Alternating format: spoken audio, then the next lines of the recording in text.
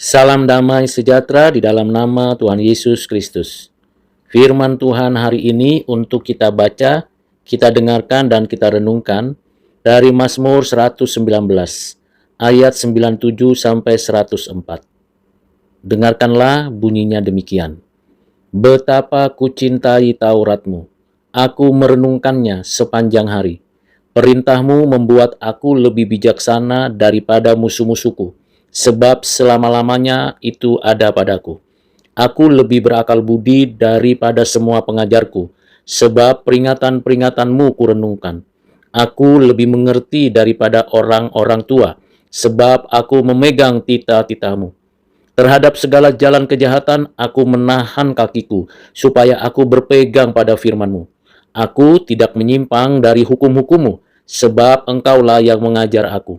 Betapa manisnya janjimu itu bagi langit-langitku, lebih daripada madu bagi mulutku.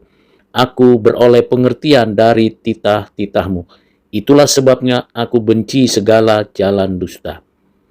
Berbahagialah kita yang menyimpan, mengerti, dan menjadi pelaku firman Tuhan. Saudara yang kekasih di dalam Kristus, di sini pemazmur sedang memberikan satu kenyataan yang kita harapkan terjadi pada diri kita, yaitu hidup bijaksana, hidup berakal budi, hidup memiliki pengertian, hidup bisa menahan kejahatan, hidup untuk sungguh-sungguh setia pada firman, dan hidup menikmati segala janji Tuhan. Bagaimana mungkin itu bisa terjadi? Pemazmur memberikan penekanan bahwa mencintai Taurat Tuhan dan memberikan diri untuk diperintah oleh Tuhan melalui firman-Nya, bahkan merenungkan peringatan-peringatan Tuhan, serta memegang teguh segala titah Tuhan, segala firman Tuhan, dan hukum-hukum Tuhan menjadi dasar kekuatan menjadi orang-orang yang lebih berakal budi, yang lebih mengerti, yang lebih kuat menghadapi godaan dan cobaan dari si jahat, bahkan lebih menikmati hidup di dalam segala janji Tuhan. Mazmur 119 ayat 97 sampai 104 ini menampilkan puncak kasih pemazmur terhadap firman Allah.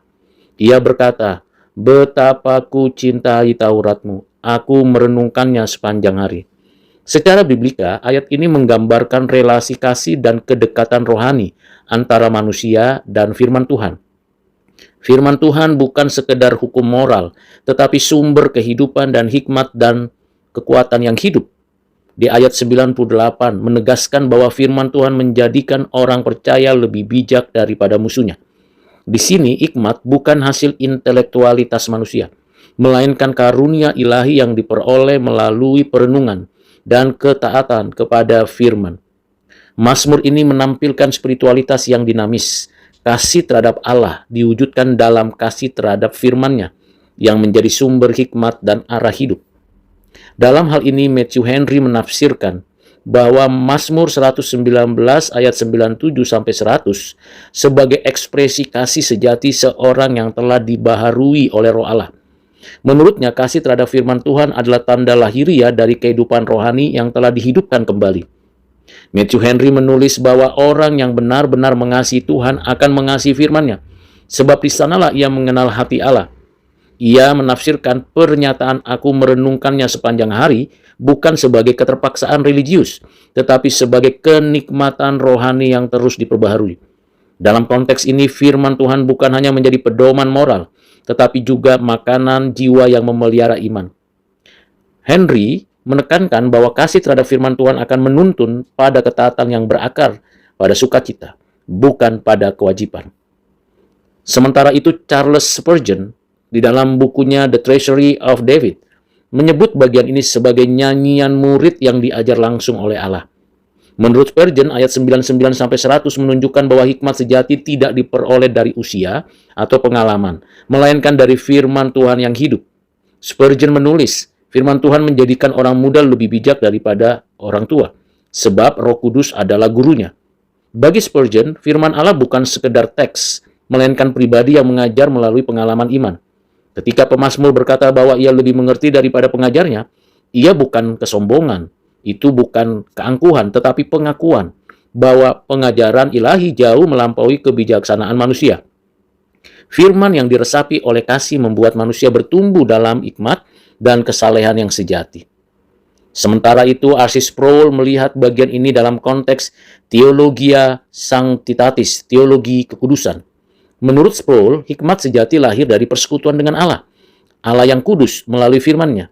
Sproul menegaskan bahwa pengetahuan tanpa kekudusan hanyalah kesombongan intelektual, tetapi pengetahuan yang disinari oleh kekudusan menghasilkan hikmat sejati.